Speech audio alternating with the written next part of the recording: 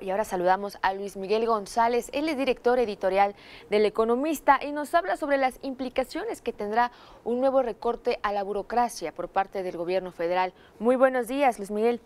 Hola, buenos días. Bienvenido al canal del Congreso de la Ciudad. Es un placer estar con ustedes. Creo que lo más importante es conocer el monto. De alguna manera, lo que hemos visto en este principio de administración es una forma, vamos a decir, una forma no normal de trabajo de la burocracia que corresponde al comienzo de cada sexenio. La llegada de nuevos cuadros, la salida de gente que lleva mucho tiempo en una dependencia, define este cambio de administración. Sí. También, solo a partir de lo que ellos mismos cuentan, pues lo que nos encontramos es que han operado hasta ahora con menos recursos. Claro. Cuando se habla de un nuevo recorte, la primera duda va a ser mucho más grande de lo que fue el recorte con el que vienen trabajando. Y por otra parte, lo que siempre pasa con el gasto en el gobierno, la pregunta creo que más relevante es sobre si van a cortar lonja o van a cortar órganos vitales.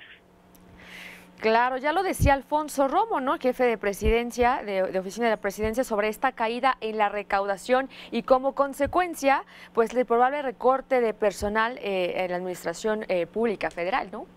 Sí, normalmente un tema que desde el punto de vista de la sociedad preocupa es qué pasa con el gasto de inversión.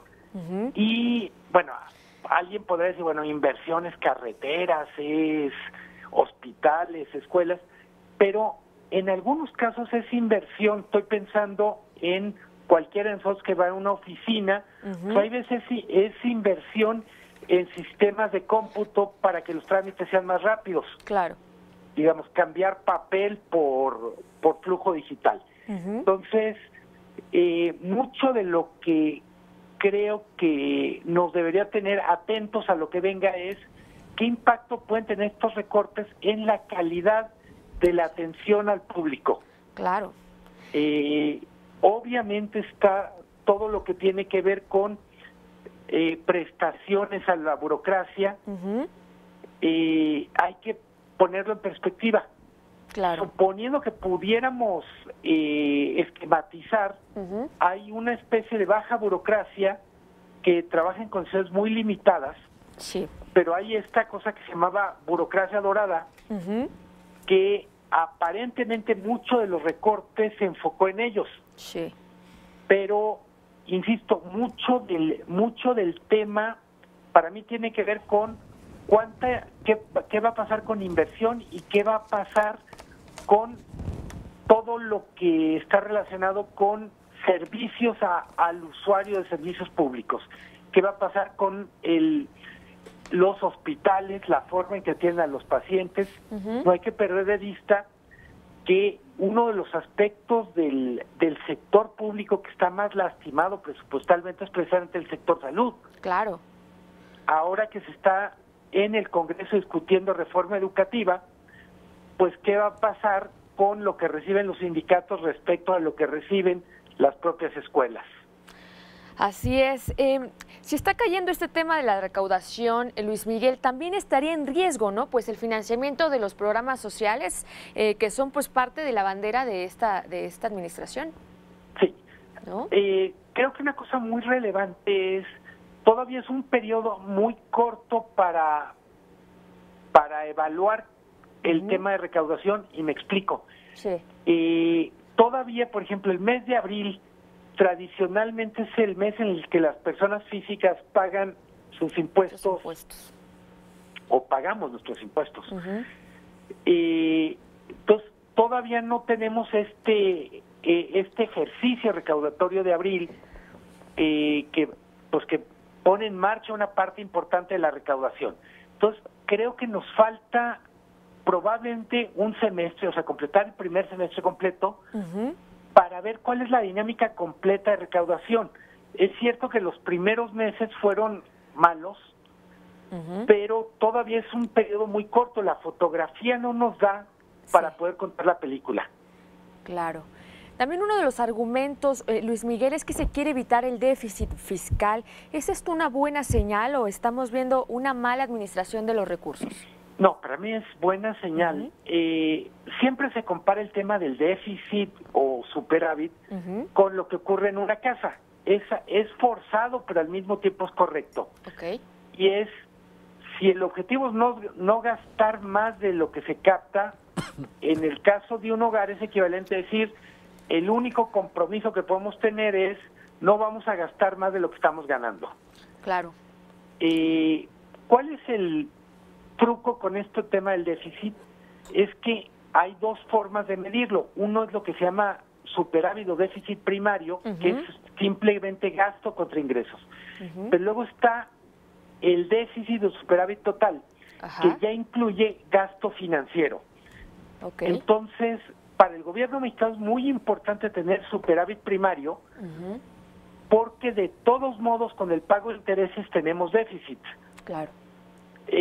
Los intereses tienen que ver con servicio de la deuda, pues que el gobierno actual hereda de los anteriores gobiernos, que es, pues la verdad es que es un ejercicio normal, no hay nada que escandalizarse. La deuda es normal para un gobierno contratar deuda, siempre y cuando sea una cantidad proporcional al tamaño de su economía.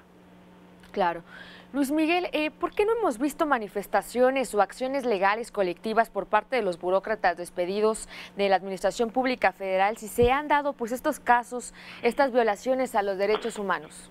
Entiendo que sí hay acciones legales, lo que no hemos visto son manifestaciones, pero entiendo que sí hay mucho, no sé si decirlo, activismo en tribunales, donde en algunos casos hay incluso demandas colectivas. Claro. Creo que una parte, siendo autocríticos como medios de comunicación, no hemos dado seguimiento puntual a algo que es muy relevante en la medida en que afecta a miles de personas. Claro. Pero a lo mejor es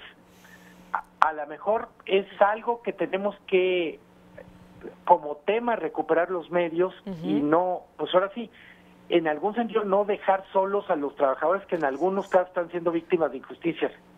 Claro, así es. Luis Miguel, ¿hacia dónde puede llegar esta política de austeridad que según el subsecretario Arturo Herrera, pues no le pegaría a la inversión ni al superávit, algo que ya más o menos nos comentabas? La verdad es que hasta no ver en detalle, no, es imposible saber.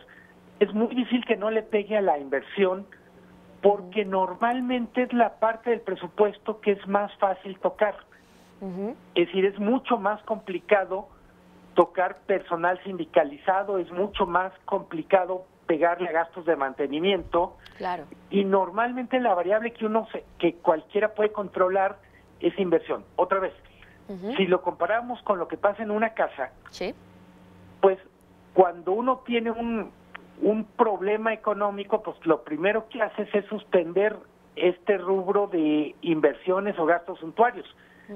Inversiones, pues dices, bueno, íbamos a cambiar coche, no lo cambiamos, estábamos pensando en dar el enganche de una casa, pues a lo mejor nos esperamos, etcétera. Eso en el sector público es lo que se conocería como inversiones. Luis Miguel, ¿algo más que quisieras comentarnos? Que nos falta un poquito más para saber, bueno, fue un poco atípico que el anuncio de los impuestos lo hiciera Alfonso Romo, porque normalmente las cifras en detalle las tiene el secretario de Hacienda. Claro. Habrá que esperar las cuentas de Hacienda, pues para saber de qué tamaño viene el trancazo. Claro, hay que estar prevenidos, ¿no? Sí.